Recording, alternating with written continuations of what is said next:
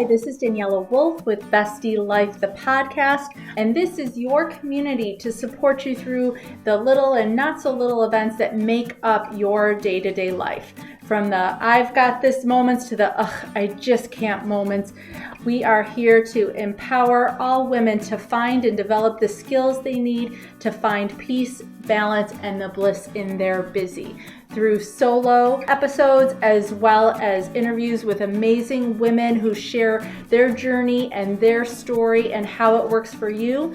I hope you find the inspirations to make you laugh, think, as well as maybe rethink what you thought you knew, and connect as we realize that we are all living similar ups and downs and don't have to do it alone. So excited for you to hear this episode, and thanks so much for joining me today.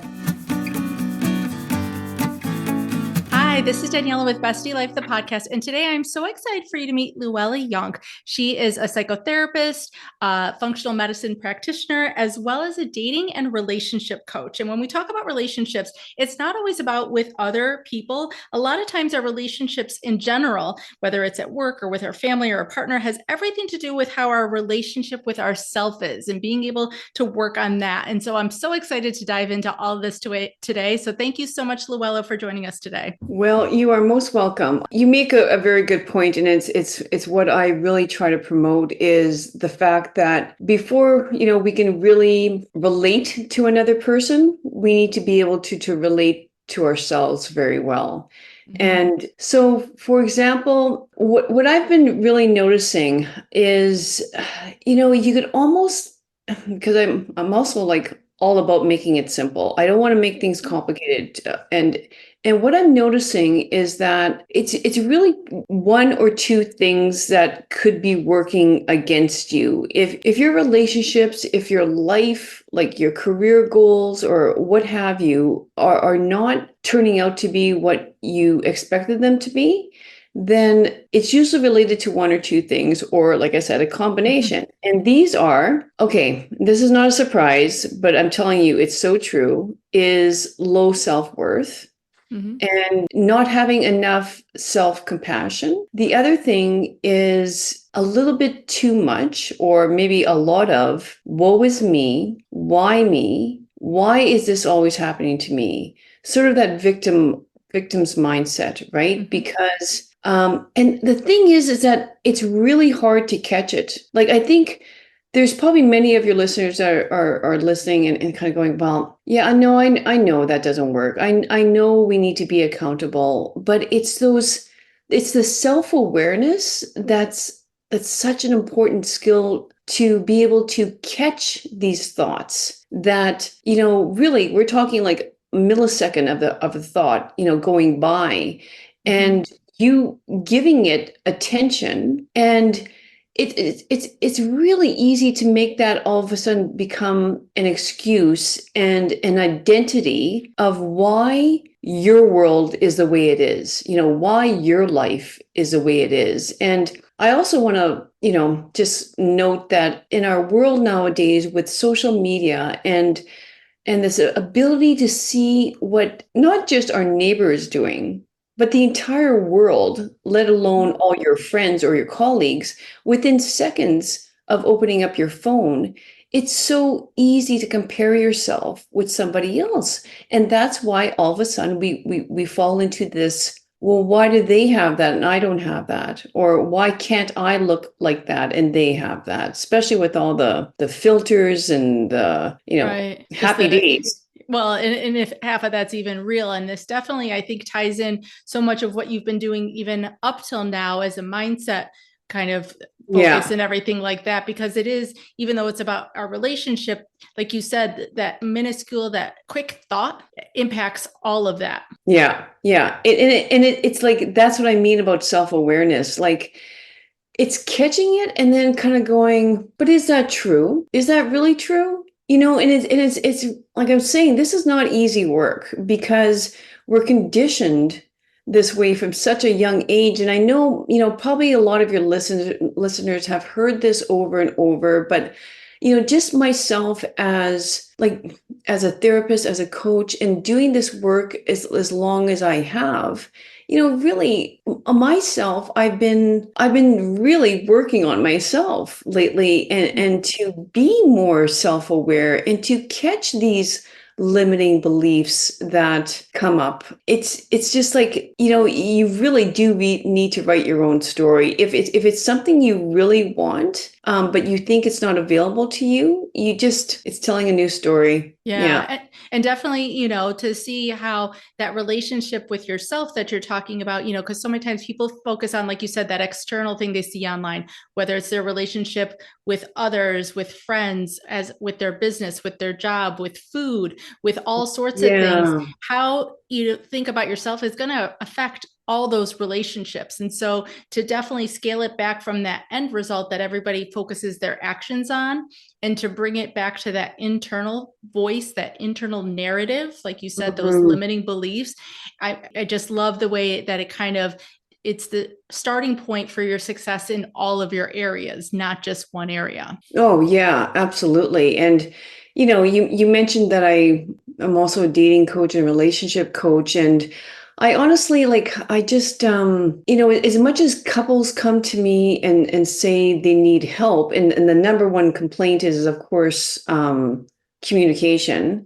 Like, Mm-hmm. I explained to them that, number one, I'd rather see you as an individual if you want to work on your relationship, and it's because of what we just discussed. But number two, you know what? Communication is really just a skill. Mm-hmm. That's super simple for me to teach you. I mean, I have a lot of great scripts. I can teach you tone. I can teach you body language. I can teach you to deliver with care and compassion. And so, like, but all couples still say, we have a problem communicating. We just can't communicate. And it's like that. If you think that's the basis of your marriage breakdown, no, like, I mean, you have to look deeper inside and Yeah. think, who do I need to become Mm-hmm. in order to better my relationship? Yeah, not just with my significant other, but with colleagues, everyone. Yeah. Well, and so much too, when you talk about communication, you got me thinking as I'm sitting here listening. So much of what we communicate is that nonverbal part. And that's the Yeah. inner part, how we think of ourselves. We're not going to share it. We're not going to talk about it, but it's going to come out in all of our actions, all those nonverbal things. And so when they say they're having problems communicating, it's probably they're communicating all these inner demons Mhm. within themselves that if they haven't addressed, that's why the demons are in the relationship. It's because Mhm. it's coming out from them. Right, which we often call triggers, right? Like, you hit some deeper wound in me, and that's why, I feel like this is just not going to work. Mm-hmm. This is, yeah, we're just not meant for each other. But really, like, yeah, you just hit one of my wounds. So, and another thing that I hear, I guess other people talk about quite a bit, like whether it's on podcasts or other relationship coaches, or is okay. So let's say you're trying to communicate with your partner, and this is very typical. It's a woman speaking to a man, and a woman's just sort of maybe wanting to vent, and the man's like trying to solve her problems, right? I'm Yeah. sure you've Mm-hmm. heard that on before. But like, and so I heard someone, and not someone, many people say you have to sort of set the foundation for the conversation. It was good advice, and I have given out this advice before, but the advice was, set the tone with your conversations with your partner by saying something like, simplify it by saying, is this a conversation like a help, a Mm-hmm. hug, or a hear conversation? Meaning, I need your help. Mm-hmm. Like, I actually need you to solve a problem, or I need you just to listen to me, just to hear, no comment necessary, or a hug, or like, I'm really hurting right now and I need some emotional support. And I'm thinking, like, yeah, like, you're probably hearing that going, that's really good. And it is, but at the same time, like, it's almost kind of complicated. Like, just think of it. At the end of the day, you're probably in your home office, you come out and you walk into maybe the kitchen or whatever, and you're like, everything's kind of coming at you. You're not pausing and thinking, okay, wait a minute, is this a help, hug? And okay, honey, it's a hug. And this is what, it's sort of like, it's like life is moving way too fast Yeah. for that, right? So I like to see it instead of like, let's just pause and like before, I mean, I'm quite impulsive and stuff like that. So instead of like, right away wanting to say something, just maybe pause and say, how can I say this with compassion and with kindness? Maybe that makes you reset and kind of go, well, maybe I won't talk about me. Maybe I'll ask this person in the other room how their day is going. Right. Or yeah, like, or, maybe I see my husband, cooking something in a certain way and I'm like, oh my God, like, oh, so maybe, like we'll just let me correct him. And really it's like, that's not what he needs. It's sort of like, and that's what I mean. Like sometimes we think really good intentions, like, oh, I'm gonna help by commenting on this is not the right way. But we got to realize that's a bit of an ego thing.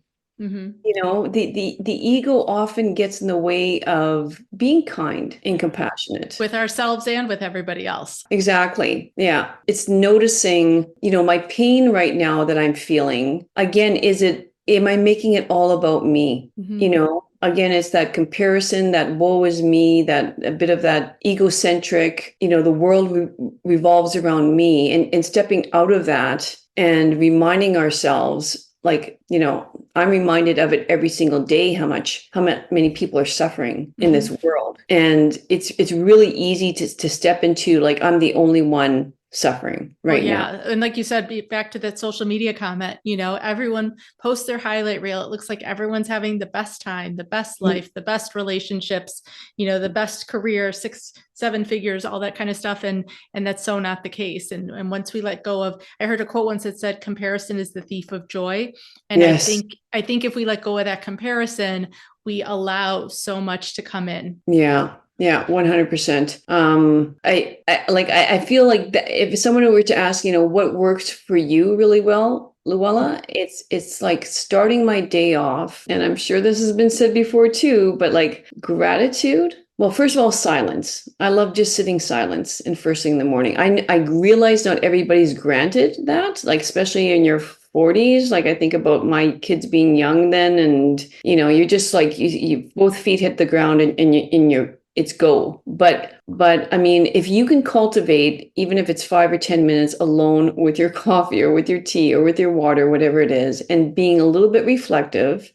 And I like writing. You can think about, some things you're grateful for, or even just waking up in your bed and laying there for an extra 30 seconds and thinking what you're grateful for. Like the other day, I think it was yesterday, I woke up and, my eyes just like the window. The first thing I saw was my bedroom window. And outside my window, all I saw was green. And I was like, thank goodness for my vision, because it just was a sign of summer and growth. And it was just like, yeah. And it's those little moments too. It's not, everyone thinks it's the big things, the trips, the promotions, whatever, the cars, the things. But like you said, it's those little moments of gratitude, that greenery, that warmth, that summer, all those kind of things. Yeah. And I love how you said too, just starting your day, even with your coffee, your tea, I love when I make air pop popcorn, just sitting and letting like kind of the steam come on me and smelling it. And it's like 30 seconds, but it's mine, Exactly. Yeah. It's grabbing all those little things. Like I say, especially, I just think the 40s, like I'm 56. And so looking back in my 40s, unfortunately, I feel like I don't have a lot of memory of it. And I know it's because I was like one of those, felt like I was super mom, doing everything, running a private practice, like doing all the things, thinking I'm just like nailing life. And believe me, I just, if I would have given, first of all, the rest I deserved, like, and so because I know sleep really consolidates memory. So right there, I'm kind of going, that's probably a good reason why I don't have very much memory, because probably 5.5, 6 hours sleep.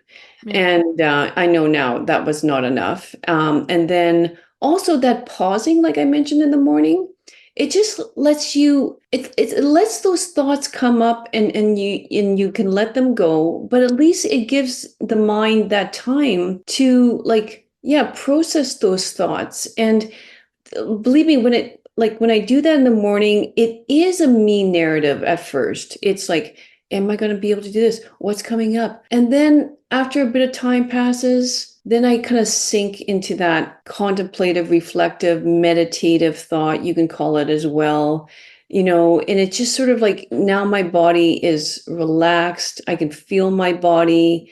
You like get into your body. Is your body all relaxed right now? Do the deep breathing.